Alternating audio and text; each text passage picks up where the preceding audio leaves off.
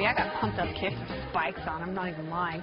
Hi there. Anti-Trump protests and walkouts have spread from coast to coast like margarine, and so has the hypocrisy. Last week, police collared 112 protesters in Portland, Oregon, after a riot caused more than $1 million in property damage in the Pacific Northwest. That's a lot of money. But listen to this. Of those protesters, now we know at least 79 demonstrators who were arrested didn't turn in a ballot or weren't registered to vote in the state. Did someone miss a memo? Well, look who's here. It's WWE Superstars and Liberty lovers. Dolph Ziggler returns, and he's brought Kane. It's Kane! You brought Kane! This is so great. And Kane, you, welcome to the show. Thank you. You are a well-known libertarian conservative. I guess that's true. Yes, you are. Yeah. You are famous in libertarian circles. Am I? For wow, that's awesome. That's cool. In the ring, which is oddly square, but also for the amount of reading and critical thinking you do about politics and government. That. Thank you. So let's talk about some of these protesters. Is this the best way, especially some of the violent protests? Is this really the best way to get your message across? Absolutely not. You know, you were talking about the people that didn't vote. Yeah. And unfortunately, you're always going to have those folks that anytime there's trouble, they're going to be attracted to it. I'm more interested in the people that are actually genuine in their protesting. And for me, it's like, what are you trying to accomplish? Yeah. You go out and show the world that you're extremely angry. Hey, guess what, sunshine? No one cares. Yeah. Okay, if you want to do something constructive, get out of your echo chamber. Yeah.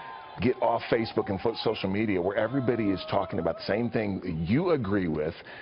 Stop denigrating and screaming at people you don't agree with, and go talk with your neighbor who maybe voted for Donald Trump. And what you're going to find is they're not a homophobe, racist, bigot. What they are is generally a common, hardworking, decent person who's fed up with a permanent Washington political overclass. Yeah.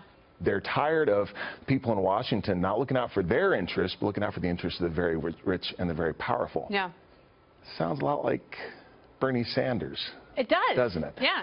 We travel all over the world, and what I found is that people in general want the same thing. They want a decent living for their families. But instead of starting from that point, we start with what we disagree on and how to reach that. Yeah. So I think what's more constructive, much more constructive, would be if we did talk about what brings us together and what we all want. Find the points of agreement. I mean, everyone And you're not going to do that by causing all sorts of property damage. No, I mean, and where you have landed is, you know, people are better off when they start free. What do you think the ultimate goal is here? You know, Kane talks about that. Do they want the election overturned? I think some genuinely do, and some are in this, we use the term millennials all the time. It's not always negative because they could be proactive in so many things. Yeah. Unfortunately, it's, you can vote and get a sticker, but no one's going to notice you doing it. And a lot of times when you come down to people who don't really know any facts about anything except for what they've read on Facebook, like Kane said, from their friends, and you all tend to agree on a couple things. For the most part, everybody agrees on about 90% of everything, and if we can all unify together, it'd be so. That's how you take out the establishment and get someone in.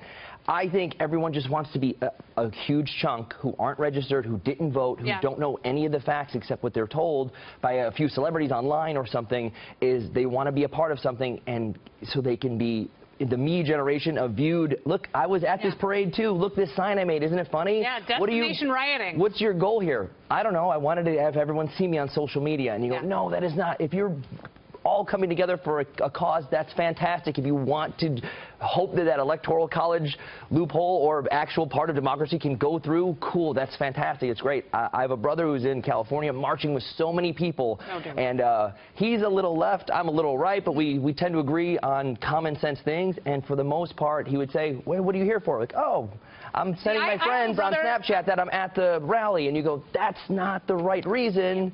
But at least it's something. I want to look forward to something. Get involved, but I guess the question ultimately is this real involvement? And, you know, it remains to be seen. But if Occupy Wall Street has taught us anything, the answer is no. It hasn't gotten us anywhere. Had any of these people done 1/10 of the getting on camera and gone and voted, it would have, not California, obviously, but a few things would have changed. It would be something different, but less people can pat you on the back for it. Well, you people need to come back. Kane, so good to see you here. Come back anytime, and let's continue the discussion. There's going to be so much to talk about in the coming year with this transition and a new presidency and what it means for freedom, something we all hold dear. Dolph and Kane, thank you guys.